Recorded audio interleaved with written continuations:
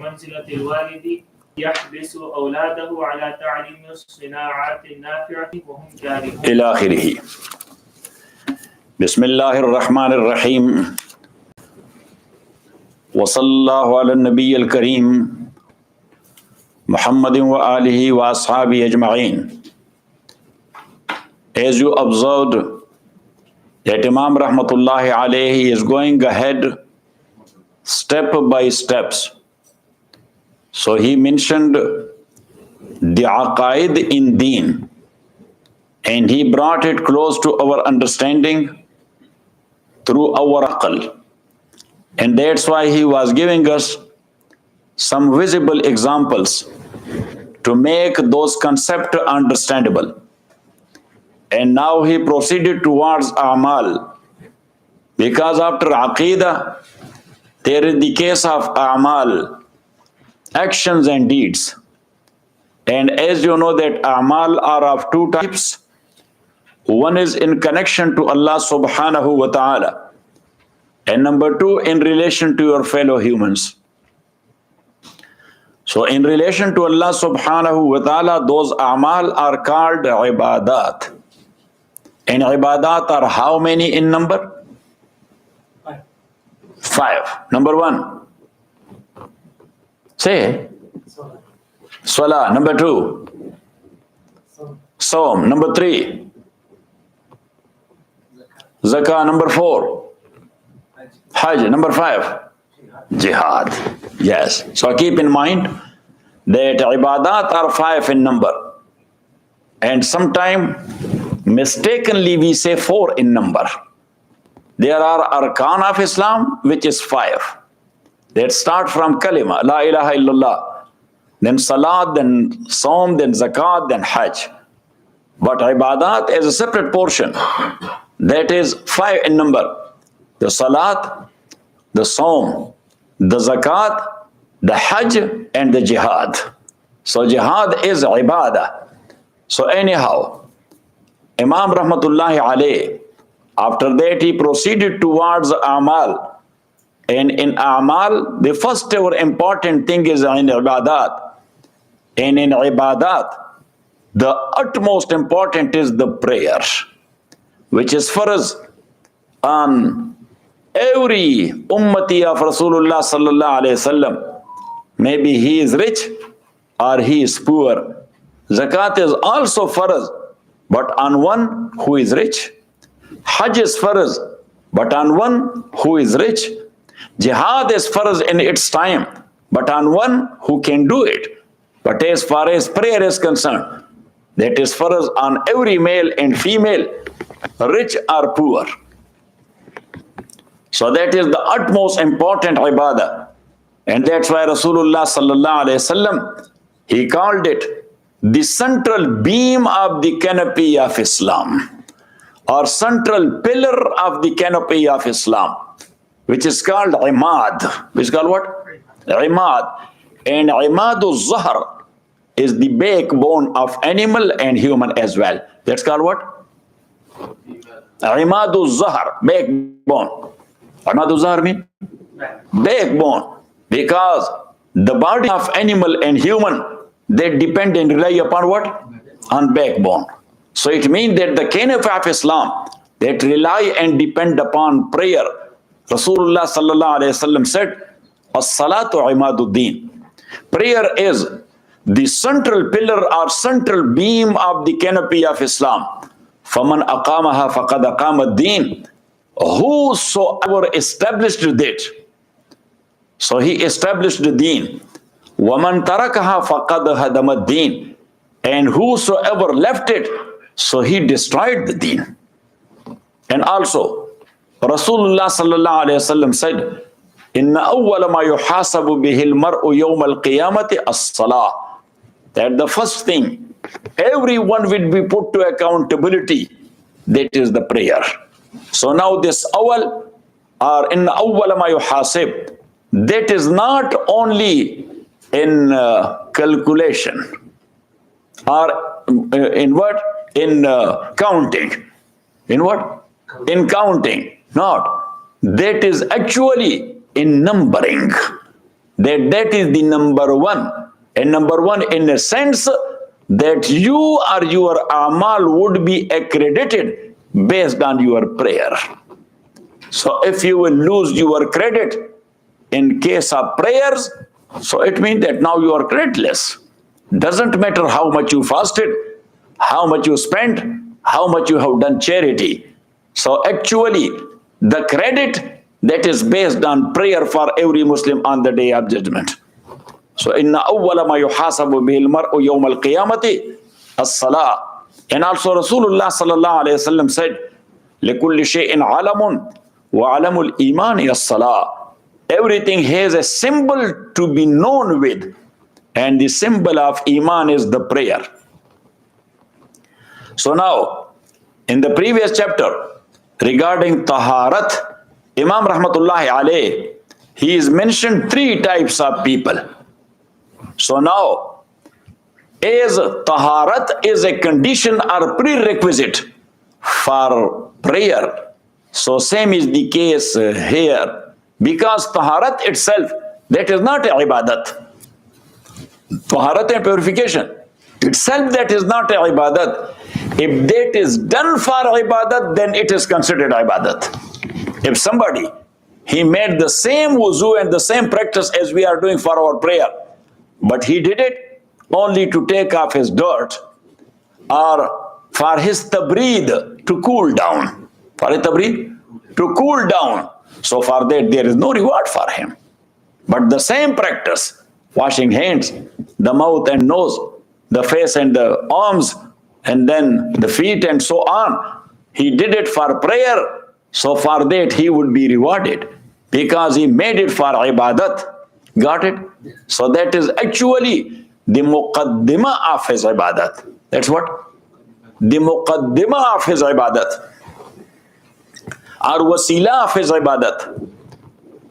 So then, washing your organs for ibadat, you would be rewarded for that and you will be given ajr. So now here, one is that man who has been blessed by Allah subhanahu wa ta'ala, and Allah wills to pick him up towards himself. So there is nothing more from this man's side, but he has been blessed by Allah subhanahu wa ta'ala. Yes, one thing will be there, that his heart and his intention will be neat and clean. So that's why Allah subhanahu wa ta'ala is picking him up. And he is giving him tawfiq to perform prayers too much. So if somebody is doing prayer too much, so that he has been blessed by Allah because of his inner side neatness and cleanliness. But inner side neatness, we do not know it. That is known to Allah. Cleanliness, we do not know it. Sincerity and intention, we do not know it. Got it? So now, if somebody, he has been picked up by Allah subhanahu wa ta'ala towards himself, means that he got in touch with Haziratul Qudus, with enclave and enclosure of sanctity. Enclave or enclosure of sanctity. And therefrom, he is getting and availing some anwar and tajalliyat. Some lights are coming to him. Got it? And those anwar or tajalliyat engulf his nafs-e-natiqah. And that's why sometimes he observes such like thing which is hidden from others. He sees such like thing the others cannot see it, number one. And he sees it, but he cannot express it. He sees it because that's a matter of feeling. That's just like a taste of a delicious food. So taste of delicious food, through words you cannot express it. Only you would say, there, there. Yes. So in our trip, they were providing us open buffet. So in open buffet, nothing was there. Masujan was there. So in open buffet, nothing was there but this baby food. What? What do they call? Cereal. Yes, cereal and this type of thing. So cereal and some marmalade and some jam. Yes, and things like that. And salad. What? And salad. And Masood Jan is a nice man. He ate it. So he said that, Sheikh, the food was very khandaur. I said, where was food? I have not seen it. So he said this. I said, this is not food. Yes. And then after that, I will tell a joke about him. Yes, about Yukandar.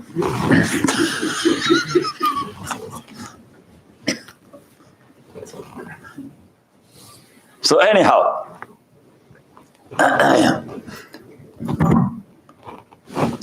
so now he cannot express it because in the apparent world, he does not have any example to make you understand through that. Got it? So, when the same guy, when that condition of him, that is off. It was on, so he was feeling something. When that is off, and he goes back to his previous condition, so then he is not feeling relaxed. He is in pain. He is upset. He is trying to have that tranquil and that peace once again.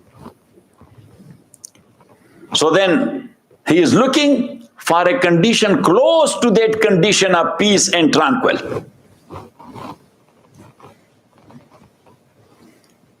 So now he wants to get in touch with Allah subhanahu wa ta'ala. And through that practice of him, he wants to get that situation of mental peace which he has missed. And that condition is called prayer. That condition is called prayer. And that's what Imam Bukhari narrated. Sayyida Aisha raziyallahu ta'ala anha says, Kana an-Nabiy sallallahu alayhi wa sallam إذا حزنه أمر ويروى إذا حزبه أمر بادر إلى الصلاة. That Rasulullah sallallahu alayhi wasallam, when he was upset because of situation, he used to go and to perform prayer. أو إذا حزبه أمر, or something attacked Rasulullah sallallahu alayhi wasallam, some situation attacked Rasulullah sallallahu alayhi wasallam which made him peaceless. بادر إلى الصلاة. So Rasulullah sallallahu alaihi wasallam, he rushed to prayer. And a famous hadith narrated by Ibn Hajar, Rasulullah sallallahu alaihi wasallam, he said, "Hubbiba ilay min ad-dunya salasun." That from this word, I am in love with three things. Number one, at-tayyib, the fragrance, the atar, the perfume. And number two, wan-nisa, husnul mu'asharati ma'ahunna, to have a good life with woman. Because Arabic nature, that was main dominant culture. So that's why woman was just like utilities. So Rasulullah sallallahu alaihi wasallam said no. Husnul mu'asharati ma'an nisa. And number three, وَجُعِلَتْ قُرَّةُ عَيْنِي فِي الصَّلَاةِ. The comfort of my eyes, that is in prayer. And comfort of eyes, that is tabir from khushi, from shadmani, from pleasure, from happiness. My happiness is there in prayer. Now, in prayer there are three things. Number one, expressing the greatness of Allah subhanahu wa ta'ala. Number two, humbleness in front of Allah. And number three, talking to Allah subhanahu wa ta'ala. And all these three things are taking place with af'al and aqwal. We say and we do.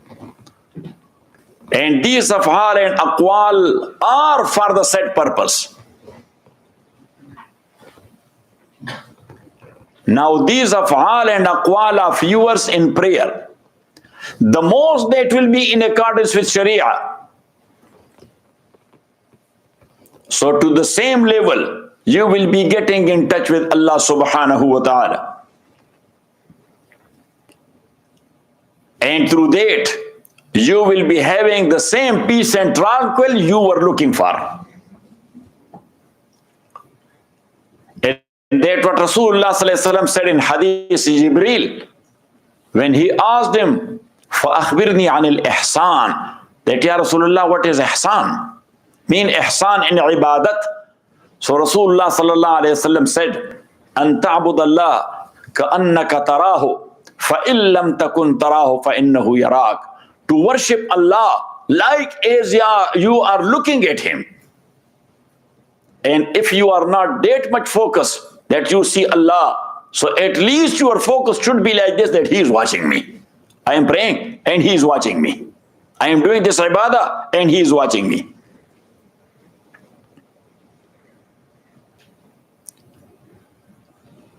So now, that guy who has been picked up by Allah subhanahu wa ta'ala towards Hadiratul Qudus, mean got in touch with. That is the first category. And the second category, so that will be next. Bismillahir Rahmanir Rahim. I'lam. Babu Asrar is Salah. Asrar is the plural of sir. And sir means secrets. Hikmah, wisdom.